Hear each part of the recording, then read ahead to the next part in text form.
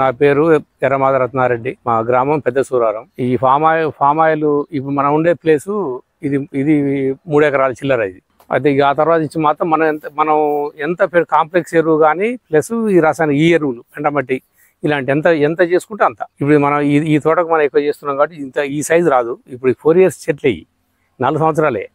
అయితే ఈ టైప్ వచ్చిందంటే ఇది అన్నట్టు ఇప్పుడే బాగా వచ్చేసింది దీనికి. అప్పుడే ఆల్రెడీ ఆ చిన్న మొక్క ఒకటి పెంచేటప్పుడు మాత్రం అప్పుడప్పుడు క్లోరిపైరిపాస్ అన్న మోనోక్లోరోపాస్ అన్న నెలకోసారి ముగ్గులలో పోయాలి ఒక 2 years వరకు. ఇక ఆ తర్వాత నుంచి మాత్రం నీకు ఏది అవసరం వద్దు, నువ్వు లేదు ఏం లేదు ఎక్కడ లేదు. ఏంటంటే ఇప్పుడు ఇక ఈ సంవత్సరం నుంచి ఇప్పుడు 4 సంవత్సరాలు కదా, ఇప్పుడు ఈసారి అయినా ఇప్పుడు 4 సంవత్సరాల చెట్టు అయినా బాగుంది కాబట్టి ఒక 6 టన్నుల దాకా వస్తుంది. మనం ఎప్పుడు ఒక వర్షాకాలం ఒక 3 నెలల నుంచి 4 నెలల గ్యాప్ ఉంటుంది, అప్పుడు కూడా ఎంతో కొంత వస్తుంది. బర్రెపాటు అయిపోయి ఎనీ టైం వస్తూనే ఉంటుంది. గెల నువ్వు ఎంత దానికి పెడితే అంత వస్తూనే ఉంటుంది. ఎనీ టైం డబ్బులు ఉండాల్సిందే రైతు ఖాతా అకౌంట్లో. దీనికి అది లేదు అన్నమాట. మన మామూలుగా ఇప్పుడు వస్తుంది అట్లా అది లేదు. మనం ఎంత చేసుకుంటే అంత దానికి నువ్వు పెట్టుబడి పెట్టుకొని నువ్వు పంట తీసుకో అంతే. దానికి ఈ ఫామ్ ఆయిల్ మార్కెటింగ్ కూడా ఇబ్బంది లేదు. మనకు ఈ రుచి వాళ్ళు తీసుకుంటారు. ప్రతి నెల 3వ తారీఖు 13వ తారీఖు 23వ తారీఖు ఉంటుంది. వాళ్ళ బండి వస్తుంది, మనం ఫోన్ చేస్తారు వస్తుందని. ఈ చుట్టుపక్కల రైతులు మొత్తం ఎక్కడ కానీ మన వేబ్రిడ్జి కాంటా ఎక్కడ ఉంటే అక్కడ మనం ఆ వేబ్రిడ్జి పెట్టి ఆ కాంటలు అక్కడ దాన్ని మనం ఆడేసి వేసుకుంటే వాళ్ళ బండి వచ్చి తీసుకెళ్తుంది. మనకు ఆ మార్కెటింగ్కి ఎట్లా అమ్ముకోవాలి దానికి ఇబ్బంది కూడా లేదు. దీనికి మనకు ఆ రోజు ఆ డేట్ నాడు ఏ రేట్ ఉంటే ఆ రేట్ వేస్తారు మనకు మామూలుగా. మనకి మార్కెటింగ్ ఇబ్బంది ఉండదు, దేనికి ఇబ్బంది లేదు అసలు. మనం ఆ పంట పండి చాలు అంతే. కటింగ్ మనం చేసుకోపోవాలి. మనం చేసుకుపోయి మనకు ఎక్కడైతే దానికి వేబిడిచి ఉంటే అక్కడ మనకు అందుబాటులో. అదే మా క్రషర్ మిల్ దగ్గర లేకపోతే మేము నల్గొండ పోవచ్చు. మాకు ఇక్కడ ఉంది కాబట్టి మాకు ఇబ్బంది లేదు. ఇక్కడే మాకు ఈ పక్క ఈ విలేజ్ మొత్తం కూడా ఇక్కడికి వస్తాయి. అందరూ టైం బట్టి వస్తుంది. ప్రతి నెల 3 సార్లు వస్తుంది బండి ప్రతి నెల. ఇక మనకు ఇక్కడ మనకు సూపర్వైజర్ ఉంటాడు ఇక్కడ. అతనికి మనం కాల్ చేయాలి ఇక కట్ చేస్తున్నాం అని, ఆయన ఇన్ఫర్మేషన్ ఇస్తారు అనమాట. అయితే దాన్ని బట్టి వాళ్ళు పెద్ద బండి పెట్టుకోవాలన్నా చిన్న బండి పెట్టుకోవాలన్నా ఇది చేస్తుంటాడు.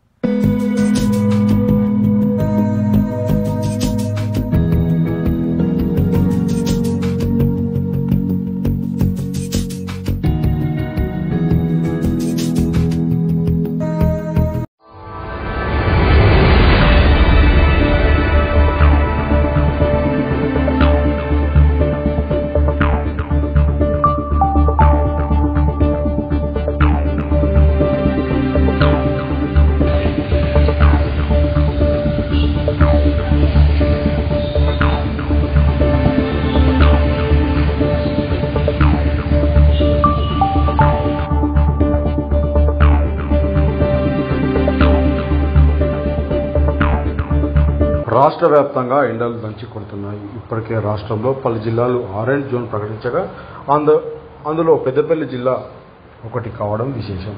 ఉదయం 10 దాటిందంటే ఎండవేడికి బయటకు వెళ్లే పరిస్థితి కనబడటం లేదు. ఈ నేపథ్యంలో ఎండవేడికి బాడీ డీహైడ్రేట్ అయ్యే అవకాశాలు ఎక్కువగా ఉంటాయి. మరి ఈ వేసవిలో ఎండవేడి నుంచి ఉపశమనం పొందడానికి ఎలాంటి జాగ్రత్తలు తీసుకోవాలి అనే విషయాలపై general physician doctor Rajendra Prasad local 18తో తెలిపారు. అవేంటో ఇప్పుడు చూద్దాం.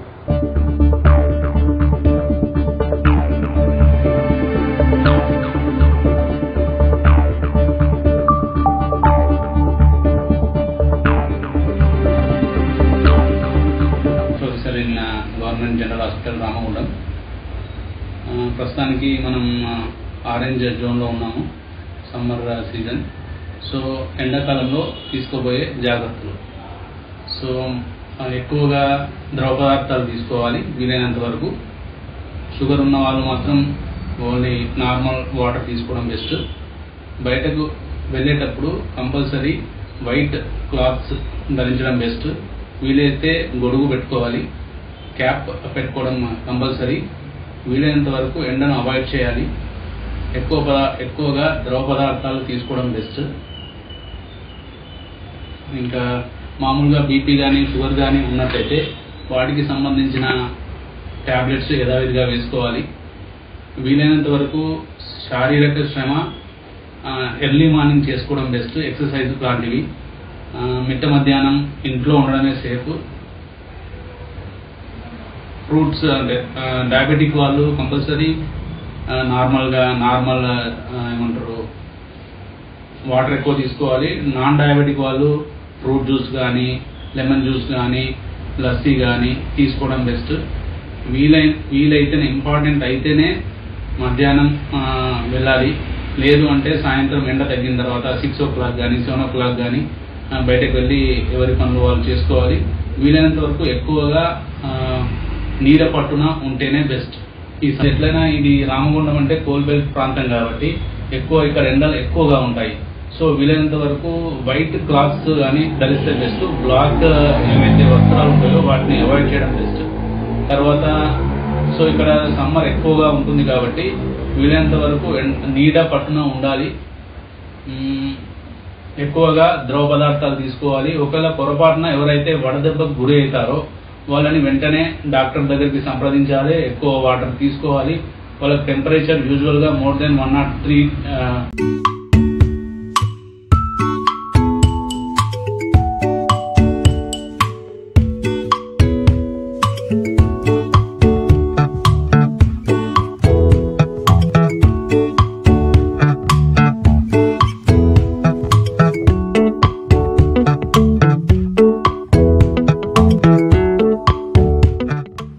రాజా పండరి చాయ్ ఇది ఎక్కడో ఉందని సోలాపూర్ మహారాష్ట్రలో ఉంది. అది ఎక్కువగా నడుస్తూ ఉంటుంది.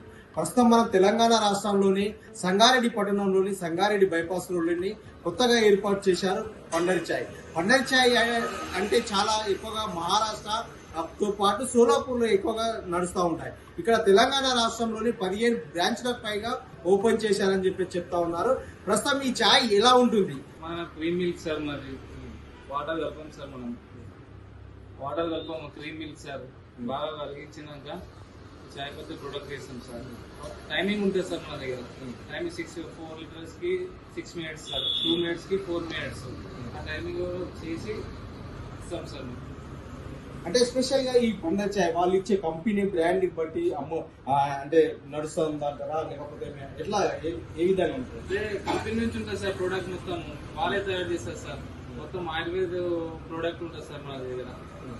ఎన్ని రకాల టీ తీసుకోవచ్చు? ఇప్పుడు గ్రీన్ టీ కానీ అలాంటివి కూడా ఈ పండర్ చాయ్ దొరుకుతుంది అంటారా? 15 రకాలు ఉంటాయి సార్.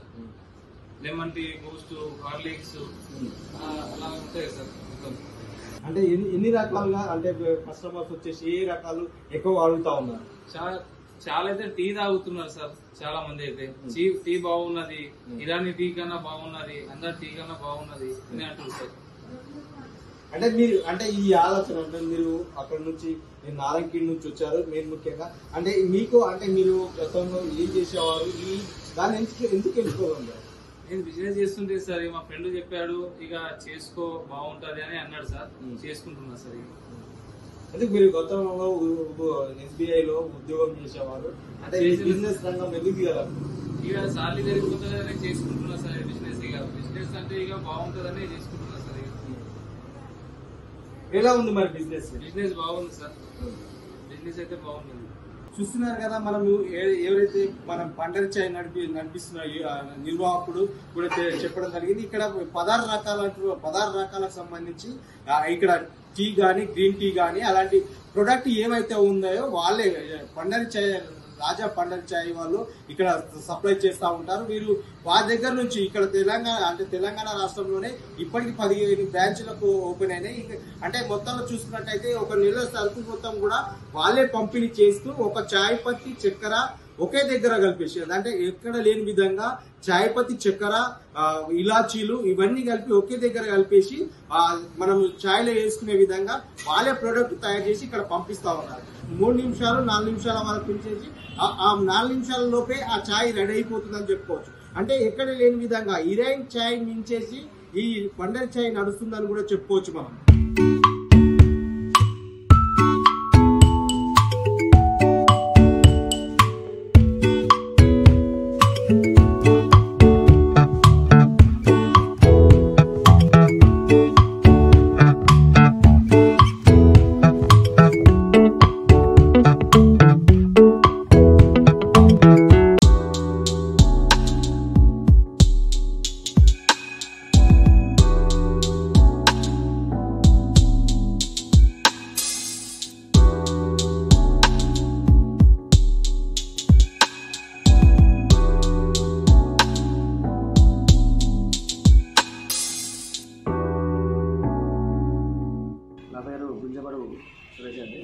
అది ఇక్కడ డెన్సిటీ ఫ్యామిలీస్ అని చెప్పేసి కరీంనగర్లో టోటల్ పోలీసులు అభినందించారు.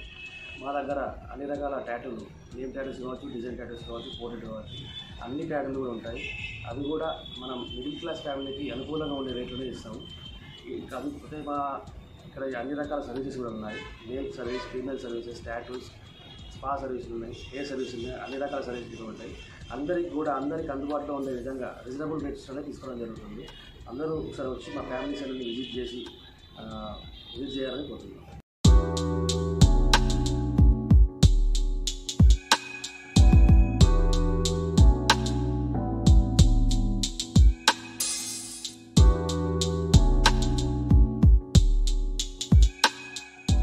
అది కూడా ఏంటంటే అన్ని రకాల మీకు పోర్ట్రేట్ టాటూస్ కొత్తగా వచ్చిందన్నట్టు. ఇప్పుడు పోర్ట్రేట్ టాటూస్ చాలా మంది చేసుకుంటున్నారు. అలాంటి పోర్ట్రేట్ టాటూస్ కూడా రీజనబుల్ రేట్లో అందరికీ అందుబాటులో ఉండే విధంగా చేస్తున్నామండి.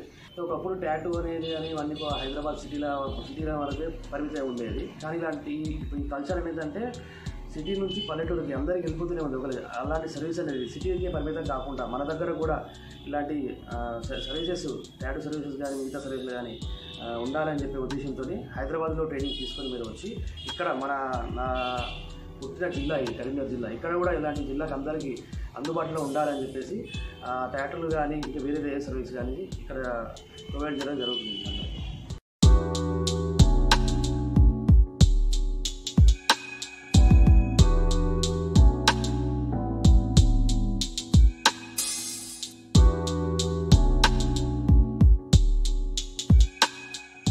వచ్చేసి ఒక జావేద్ హబీబ్లో ట్రైనింగ్ తీసుకోవడం జరిగింది. 3-4 years అక్కడనే చేయడం జరిగింది. మరి ఇక్కడ కూడా మా షాప్ అయితే 2 years అయిపోతుంది. మీకు ఎలాంటి సర్వీస్ కానీ హైదరాబాద్లో దొరికే ప్రతి ఒక్క సర్వీస్ మా దగ్గర అవైలబుల్గా ఉంటుంది. వాళ్ళు తీసుకునే దానికంటే రీజనబుల్ రేట్స్లో మీకు సర్వీస్ చేయడం జరుగుతుంది.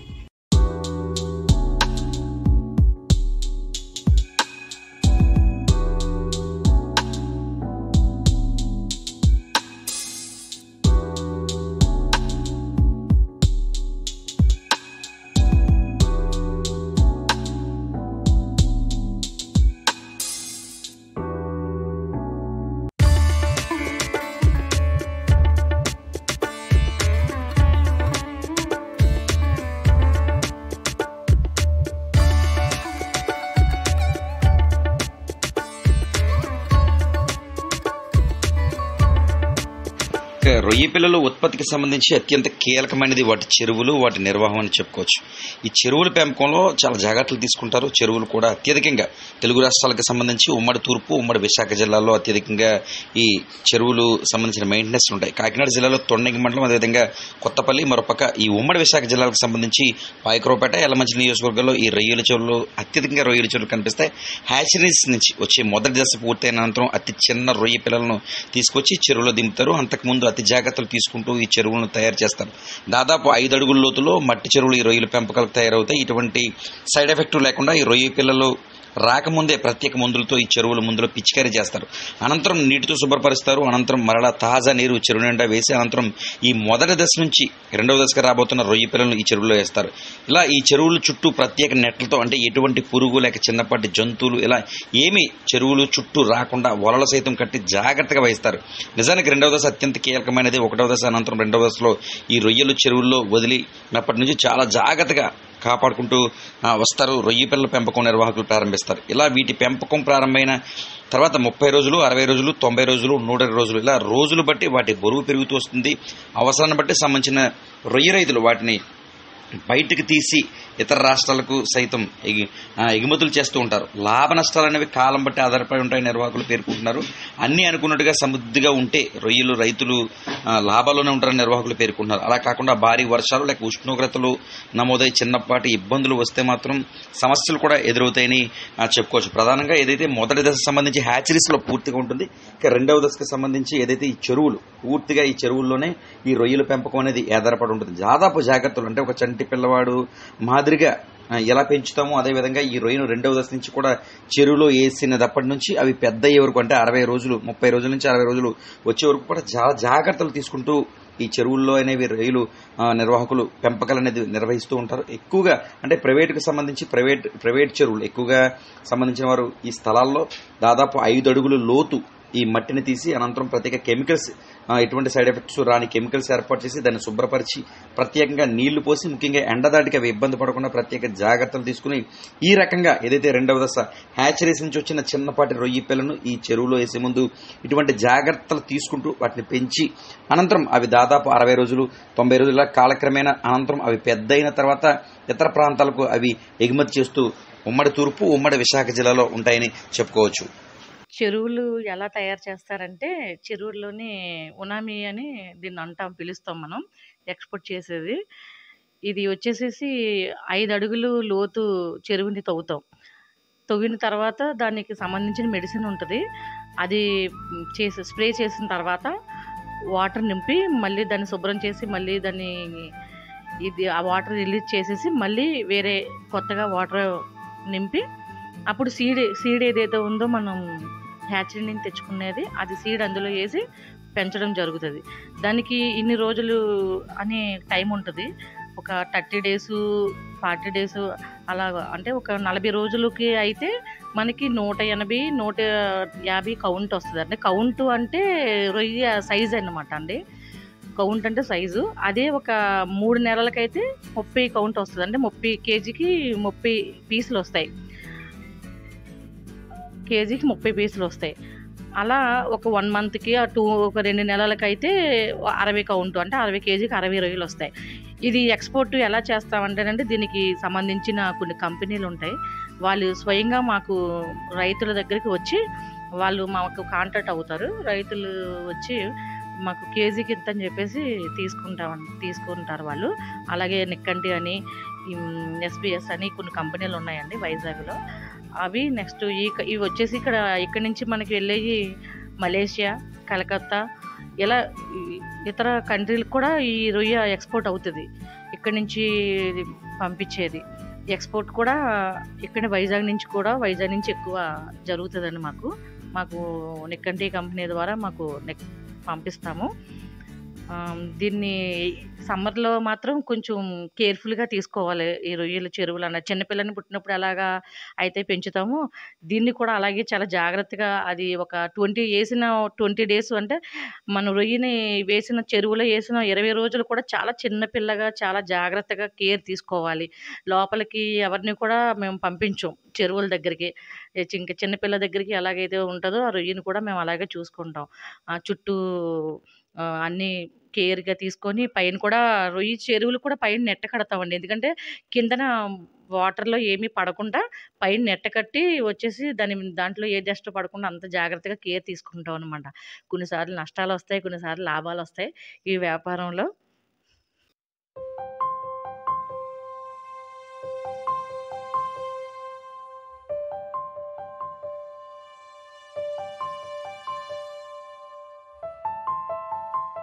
నా పేరు గోపి, మా గ్రామం పాకలపాడు. టమాటా రేట్ అయితే ఇప్పుడు 250 200 వరకు నడుస్తుంది. నెక్స్ట్ ఏంటంటే అంతకుముందు బాగానే ఉండేది రేటు, ఇప్పుడు అంతగా రేట్ లేదు. అదే అందు గురించి ఇబ్బందులు పడవలసి వస్తుంది. టమాటా వ్యవసాయం పెట్టుకొని ఈ కోతుల బెడతతోటి కొద్దిగా ఇబ్బంది పడుతున్నాం.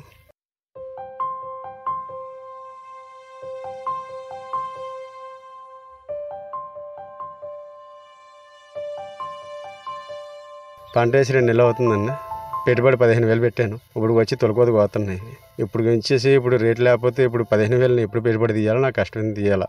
ఇందు మీద కేజీ వచ్చేసి 10 రూపాయలండి దుకాణం మీద. మా ట్రై కొనేసి 150 రూపాయలు 200. వారం నాడు అయితే కొద్దిగా ఒక 10 రూపాయలు ఎక్స్ట్రా పెరుగుతుంది. మామూలు రోజుల్లో అయితే 150 200. ఇంకా అంతమించి పెరిగే ఇది లేదు.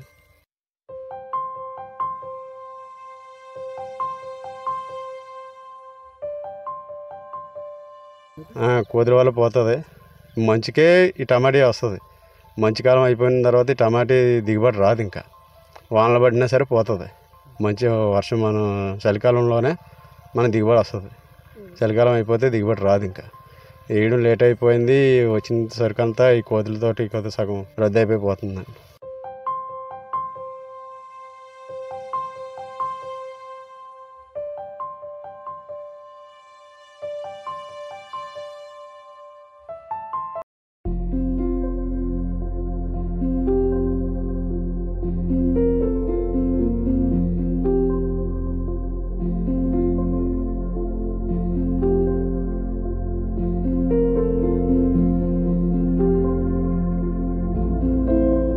ప్రస్తుత రోజుల్లో కుటుంబం గడవాలంటే ఇంట్లో ఒకరు పనిచేస్తే సరిపోయే పరిస్థితి లేదు. ఏది కొనాలన్నా ధరలు అగ్గిమండుతున్నాయి.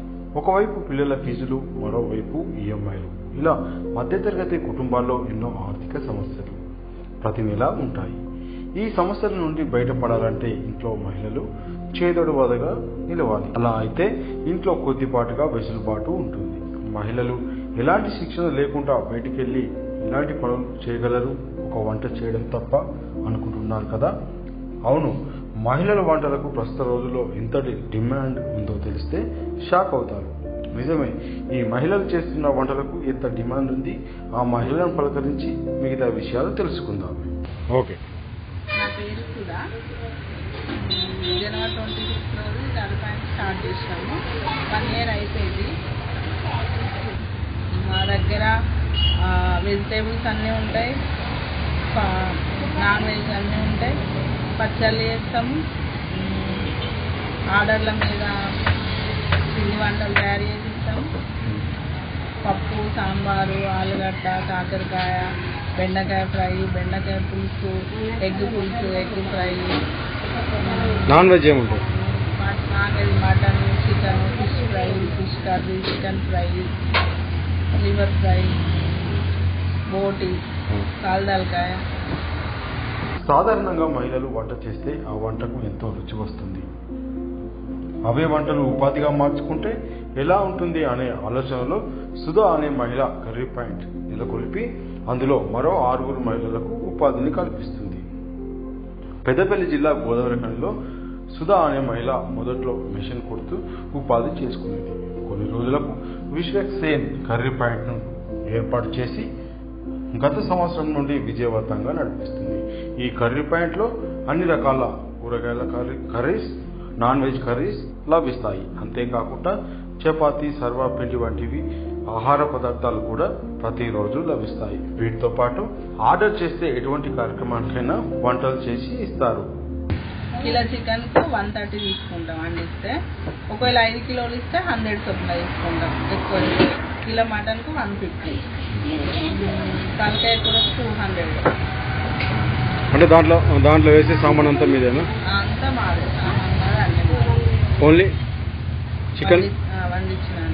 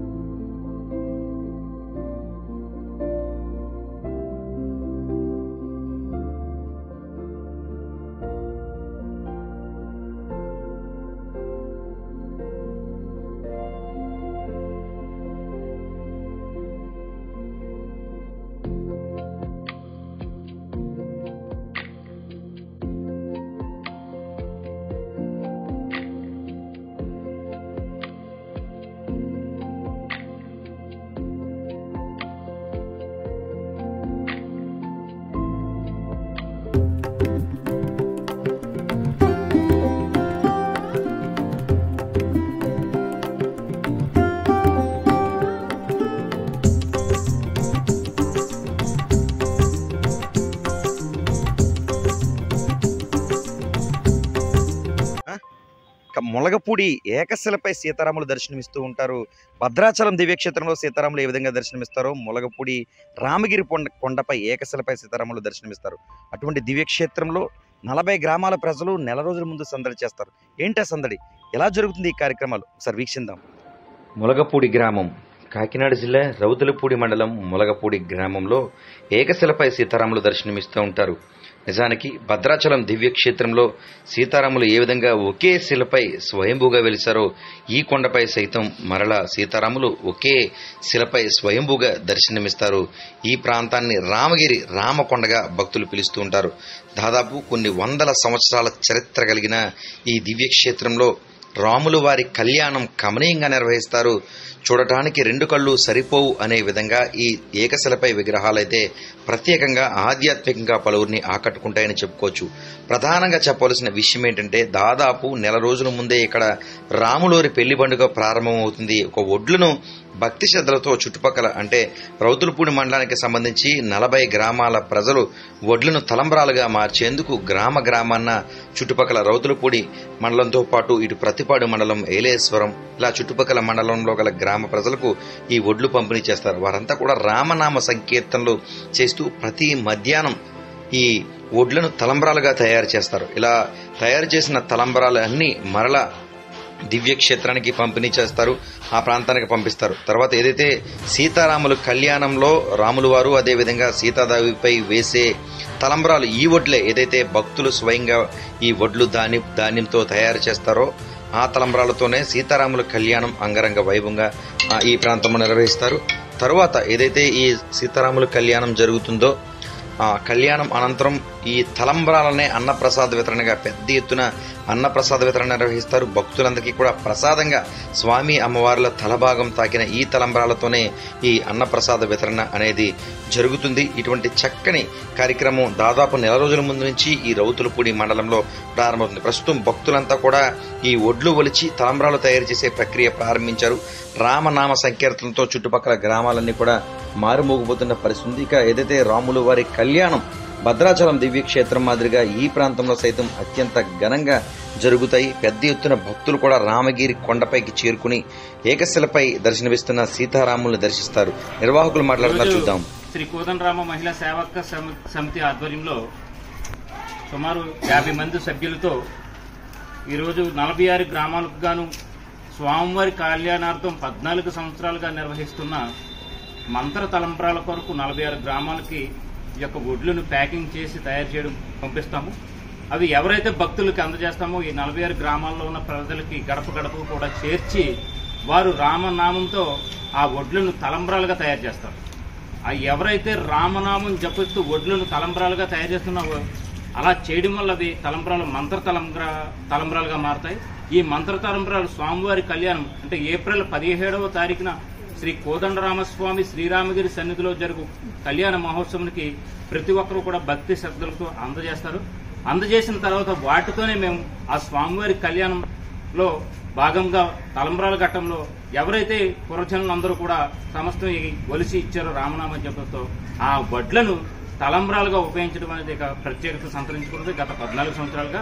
అదే రకంగా మరలా అవి వాటిని మరలా అన్నదాన కార్యక్రమం రోజు ప్రతి భక్తునికి కూడా వెళ్లేలాగా వాటిని తలంబ్రాలను వితరణ చేయడం జరుగుతుంది.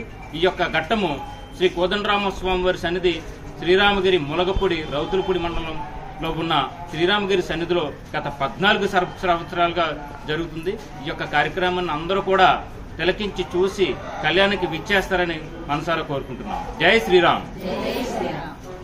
ఈ పవిత్ర ఆలయం అందరూ తెలుసుకోవాలని కోరుతూ రౌతులపూడి మండలం ములపూడి రామగిరి కొండ మీద ఉన్నది కాబట్టి మీరు రామాలయం మనం ప్రత్యేకతగా అందరూ కూడా ఈ యొక్క మనం రామాలయం ఇప్పుడు రేపు మనం చేయదలుచుకుని రేపు స్వామివారికి కళ్యాణం వస్తుంది కాబట్టి అందరూ కూడా 50 మందిని కూడా రమ్మనేసి ఈ యొక్క దర్శనం మహాభాగ్యం చేసుకుని మీరు మోక్షం పొందమని బిడ్డ తలందరూ మన పిల్లలు కూడా తీసుకుని వస్తే సిరి సంపదలో భగవంతుడు అనేది అవతారం మన రామాలయం కాడి నుంచి పుట్టుకొచ్చింది కాబట్టి మన ప్రతి ఒక్క గ్రామంలో కూడా ఒడ్లు తీసుకుని ఇచ్చి ఇది సంకల్పం చేసుకుని అందరూ కూడా సహకారంతో చేయమనేసి తలంబ్రాల్లో చేసి అదే అన్నదానంలోకి చేస్తున్నాం కాబట్టి మీరు అందరూ కూడా చేయమని కోరుతూ చెప్తూ ఉంటూ ఉన్నాం అన్నమాట.